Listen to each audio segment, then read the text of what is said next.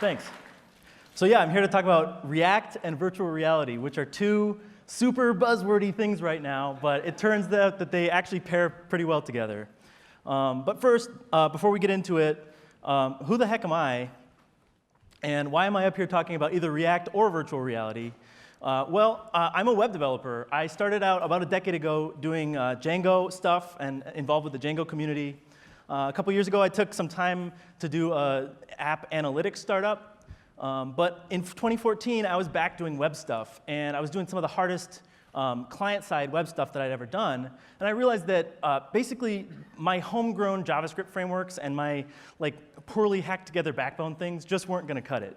So even though I didn't really like the aesthetics of React, I gave it a shot and pretty quickly decided that it was going to be the future of the front end. And I did what anyone does when they make a decision like that. I wrote a bunch of blog posts. So that might be how you would recognize me. Actually, it's kind of interesting to look back at these because we didn't have really the word isomorphic or universal. So I was saying things like a server-client web stack, which is quite a mouthful. But then going forward to 2015, I realized for the first time in my career, I was feeling very burned out doing this web stuff and not being very excited about what I was doing, even though I was working on some of the coolest web stuff I had ever worked on, which was Gyroscope. If you look at it, it's just awesome.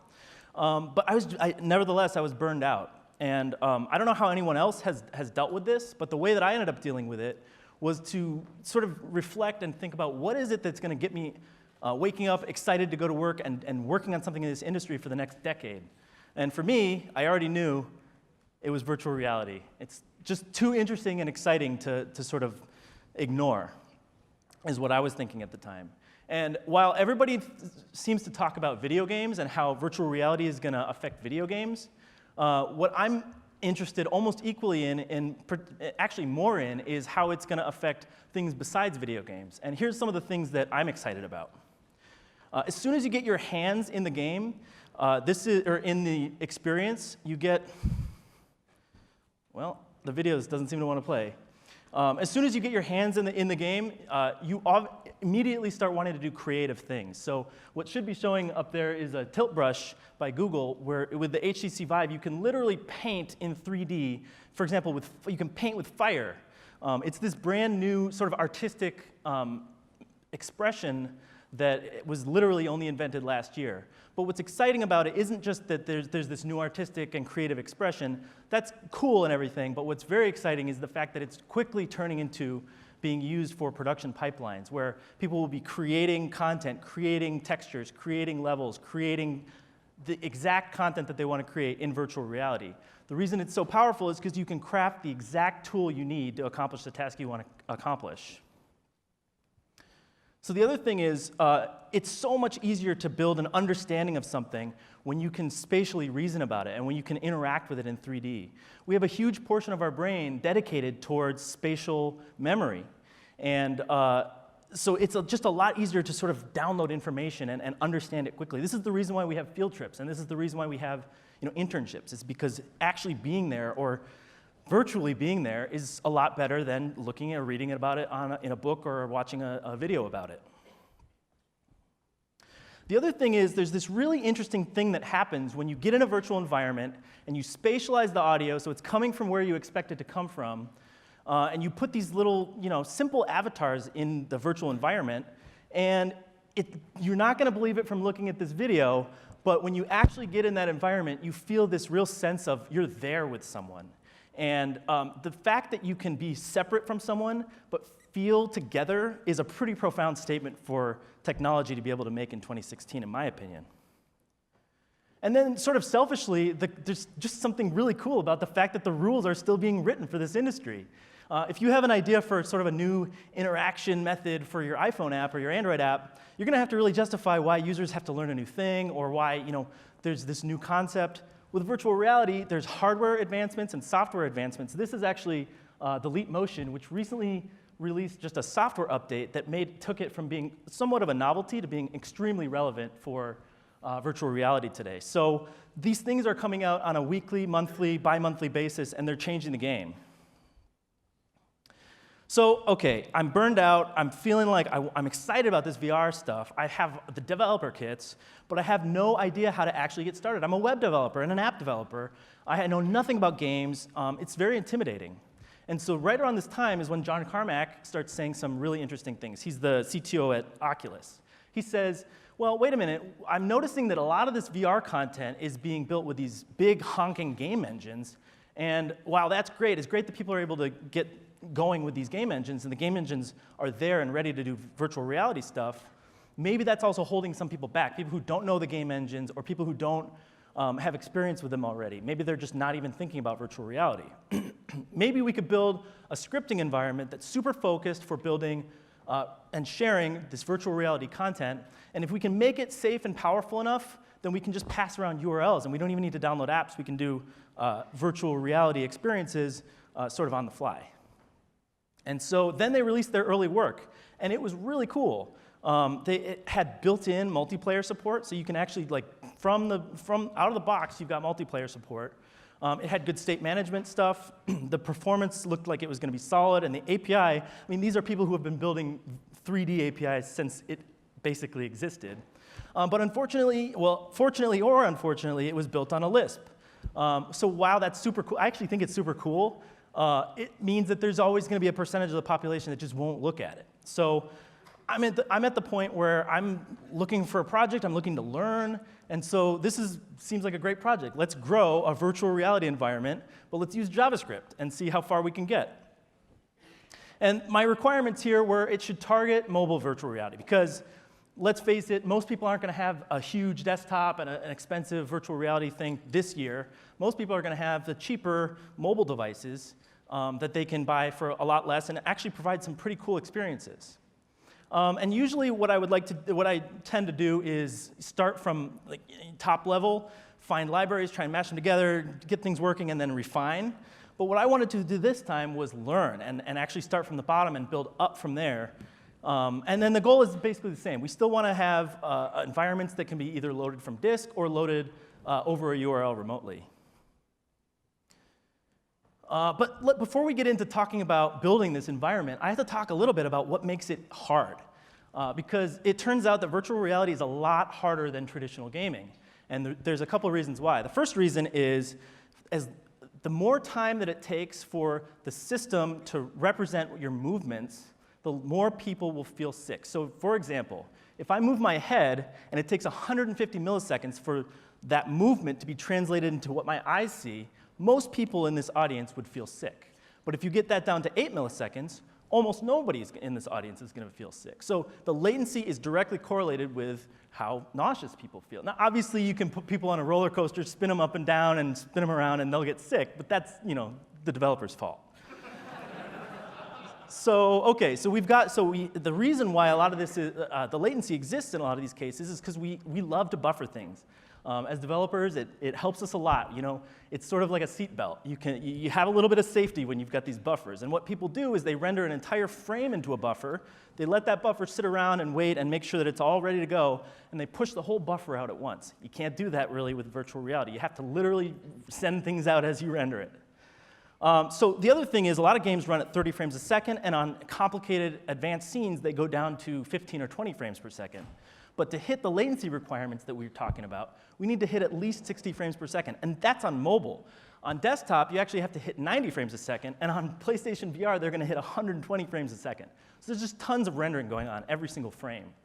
And they have some techniques. So if you miss a frame here or there, they can do reprojection and do some tricks where they are able to interpolate between those. But if you're dropping more than a couple frames, you're going to have sick people. So you've got your seatbelt off, your pedal to the metal, and now you have to render everything twice because there's two eyes, and each eye sees a different point of view. So it just becomes, there's an explosion of video bandwidth that you need for all this stuff, and it makes it very difficult. There are some tricks you can do. They call it stereo instancing, where you can do some tricks to render in one pass, but essentially you're never going to get back to the cheap one-eye render. So OK, let's build this thing. The first thing I wanted to do was I looked around and I found this cross-platform rendering library called BGFX. And the nice thing about this is it abstracts away OpenGL and DirectX, so you can program to one interface and then target all these different platforms. And so that was really appealing to me. So I started there. And then since I didn't have any experience doing any C++ and JavaScript integration stuff before, I just decided to go with Node.js because they have a big ecosystem with a lot of libraries to look at.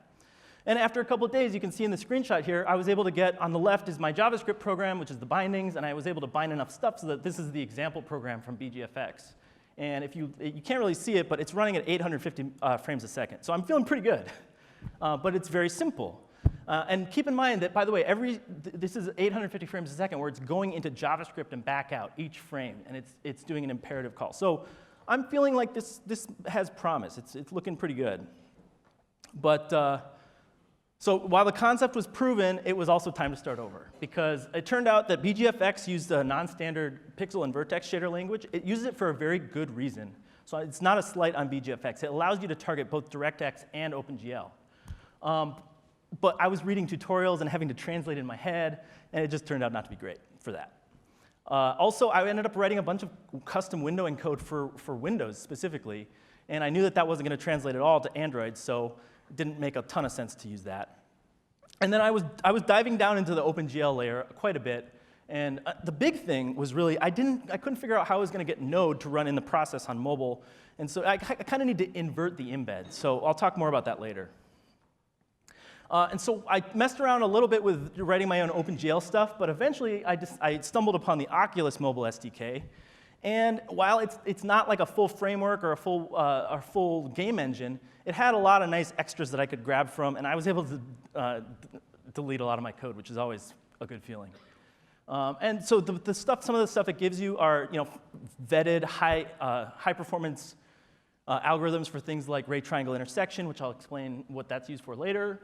We've got basic geometry and textures, so like, okay, decoding a JPEG and loading it into OpenGL. This is just stuff that's sort of rote that you need to program, and it's available for use from the Oculus Mobile SDK. So I took advantage of that. And then, yeah, it gives you a callback, one for each eye, and you run your own OpenGL stuff in those callbacks. So okay, so now I've got my Android application. I've got my Oculus Mobile SDK set up. I've got some basic sort of virtual reality environment set up, but I don't have any JavaScript anymore because I didn't do the Node.js thing. So now I need to actually go and find out how to embed JavaScript. And by the way, this took like a week and a lot of swearing, and I could not get V8 to cross-compile from Windows to Android, so I ended up going with SpiderMonkey. And let's skip how I made that work. So I know from the BGFX sort of proof of concept that I need some basic things. So the first thing I do is just map these things out. I'm going to need a 3-element vector for XYZ coordinates. I'm going to need a 4-element vector for RGBA for colors. I'm going to need a 4x4 matrix, which is used for sort of either scaling, transforming, or rotating these 3D objects in the virtual space.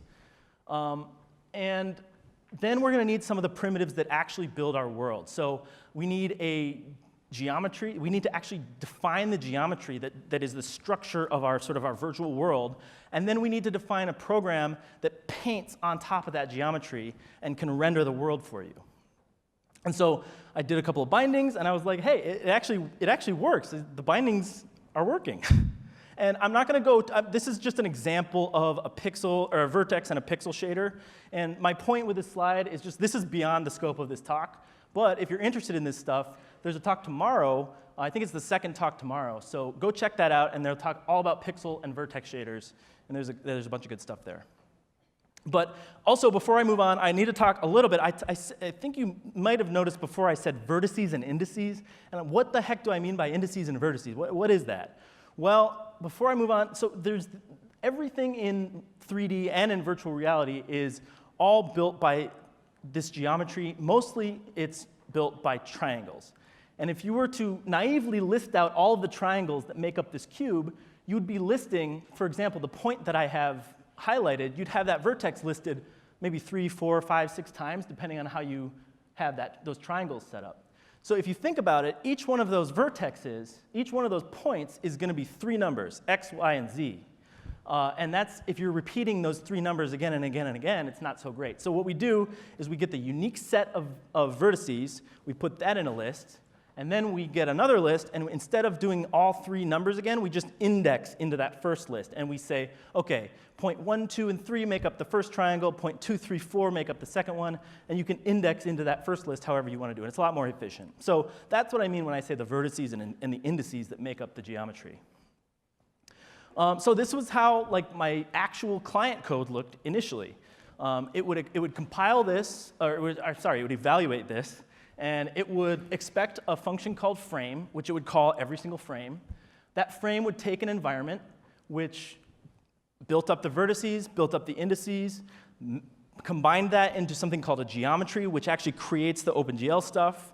And then I would take the pixel and the vertex shader for a program, compile that, and then the environment that got passed in had this submit function, which you could call, pass in the geometry, pass in the program, and it would immediately paint that on the screen.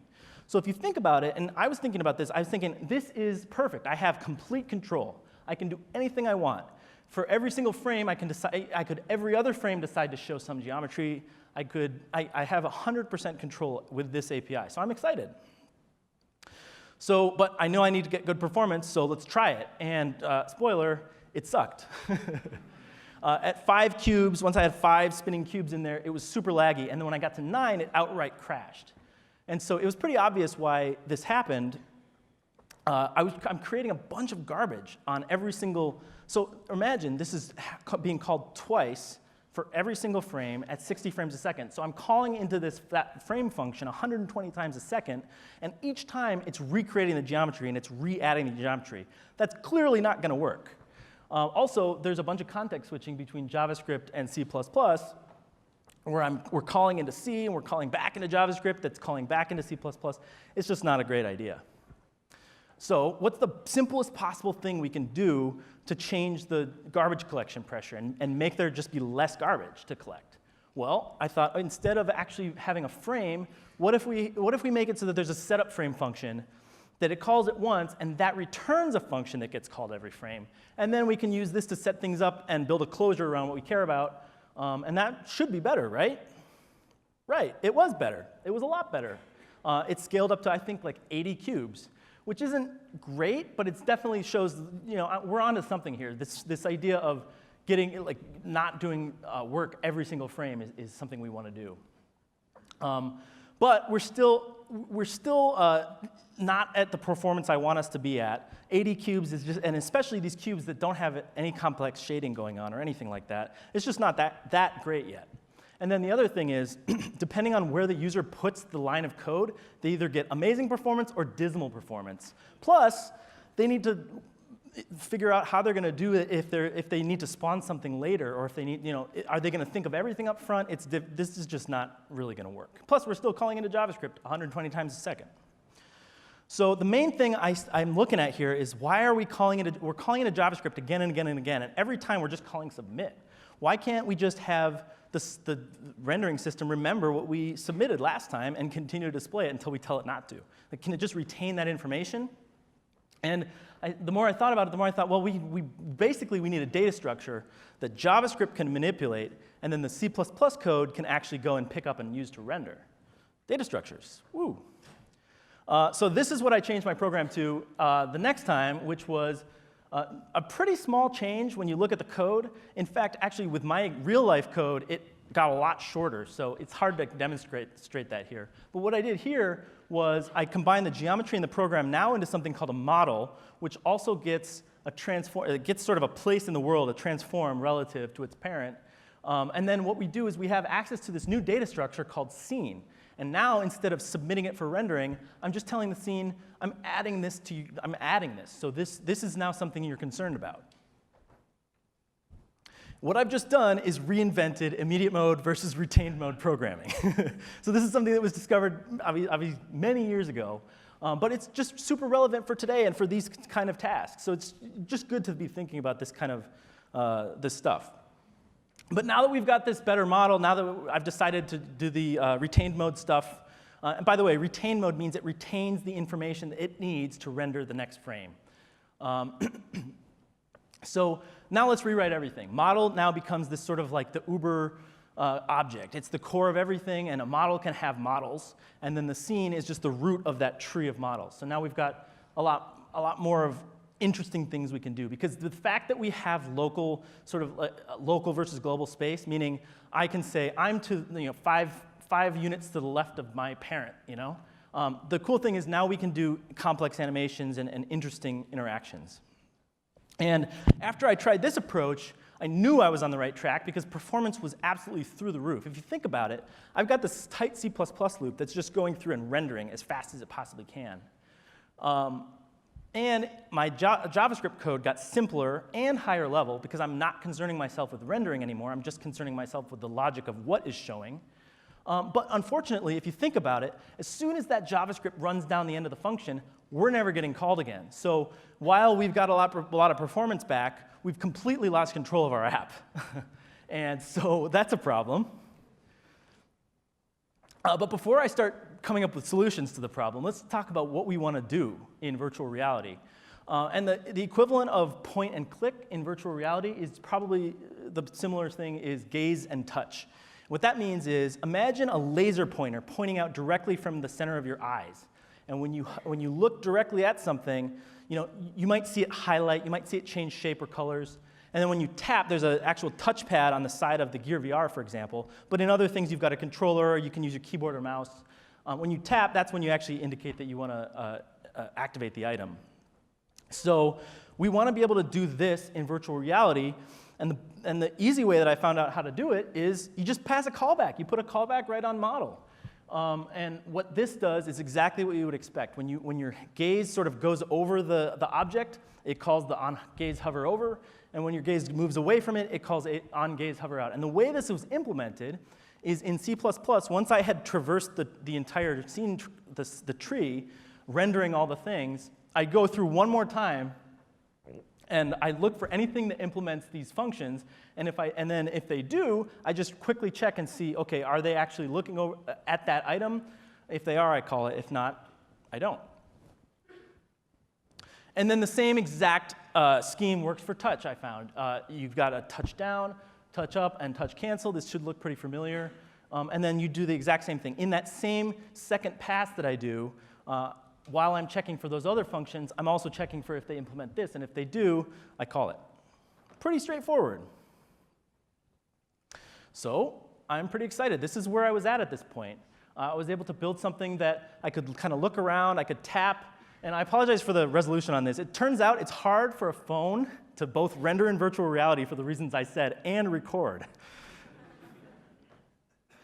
But beyond just what I was doing there's more things that happen to these objects in the virtual world. It's not just you interacting with the objects. It might be the objects interacting with each other or interacting with the environment. So we're going to need to come up with a solution for dealing with this. And the way I came up with was to give each model a little tag that describes what it can collide with, and then a list of things that it can collide with, and then a callback. And it works exactly the same way. Although it's a little bit more complex because I had to go find a physics engine and figure out how to do all that stuff. Turns out Google has open sourced a great physics engine called Bullet. And I was able to integrate that. And basically, at the end of the frame, I copy all of the geometry information over to the Bullet library and then have it render a sort of a tick of its physics simulation. By the way, like when I say collisions, oh, I added this function. It's like a week. OK, so then I'm realizing at this point, even though I've got away from this frame-by-frame callback, for practical reasons, I find that you actually do need on-frame callbacks, too. For example, if you want to, like I gave that example of a laser pointer pointing straight out from the center of your eyes. Well, if you want to represent that, you usually put like a ball somewhere, and then you make it track your vision. You can't actually do a laser pointer. And so that's an example of why that would be used. And the other thing is, you don't need to call these on-frame callbacks twice per eye, or once per eye. You only need to call it once per frame because you're no longer concerning yourself with rendering. This is just logic. So like I said, I'm not going to talk too much about shaders, but right now the shaders can't really do much. All they have access to is the geometry. So maybe they can render sort of the distance, how far away it is. But what we really want to be able to do is pass maybe where the lights are, so you can compute lighting, or pass textures so we can sample those textures and wrap the objects in the textures.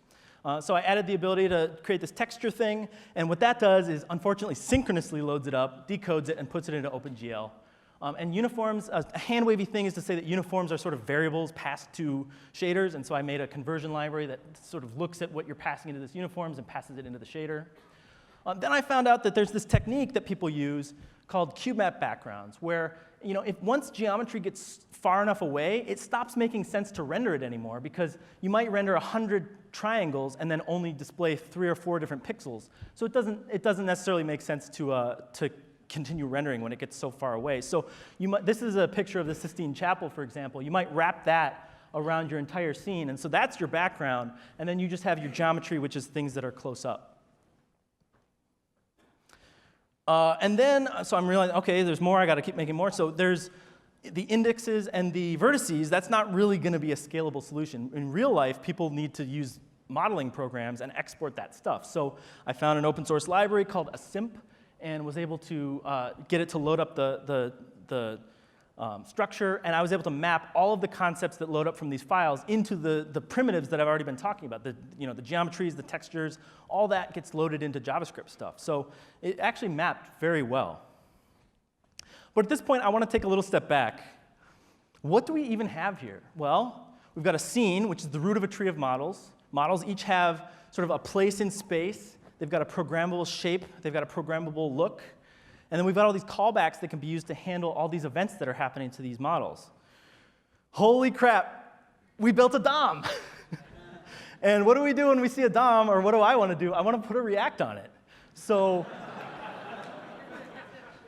I made these very simple React bindings that just map all the properties one-to-one from what you pass into the model to what you're passing into the actual objects underlying it, and created this React bindings. So at this point, my reading is far ahead of my implementation, and I know what's coming up. I know what's ahead of me. And a lot of this stuff, if you look at it, I mean, I haven't done simple optimizations. I haven't dealt with audio yet. Specifically, I haven't even dealt with spatialized audio, which is really important for VR. There's a lot of stuff that I haven't done at all. And a lot of this stuff is actually browser-ish things, like JavaScript sandboxing, media decoders. Like a lot of this stuff, browsers have been doing forever, and I don't want to reinvent it. So it turns out that the browser guys aren't stupid at all. And they've been looking at this, and they see the same stuff that I've been seeing. The fact that this sort of change to virtual reality could either be an opportunity or sort of a problem for browsers, because there's going to be this new interaction methods. And they've been quietly building, actually not even so quietly, they've been building these awesome fast paths into both Chrome, Firefox, and I think basically all the major ones. And it's starting to actually get quite good. On top of that, the guys at Mozilla have actually been building this framework called A-Frame. And if you've been following what I've been saying, this should look super familiar. What they've done is built exactly sort of the idea that I've been building, but they built it, first of all, a lot more completely, and they built it in HTML. Oh, something interesting to talk about this is that all of these properties that are on these are sort of like, if you've ever done aspect-oriented programming, they're kind of like that, where you can apply it, you can basically write a class and then apply it to different entities. So the entity doesn't necessarily need to have geometry. It could have something else. Oh, and instead of pixel shaders, they're using physically based rendering, which is actually probably more useful. But like I said, that's actual HTML. So where I was before, I was showing you a tiny snippet of my code. This is actually a complete virtual reality environment that you can get into. Like, that is it. That's an entire HTML document that describes a virtual reality experience. And as you can imagine, if there's a DOM, let's put a React on it. And that's exactly what they did, too. It's like 100 lines of code. There's not that much code, because really, this A-frame stuff is just a DOM, and they look at the DOM changes and forward it on.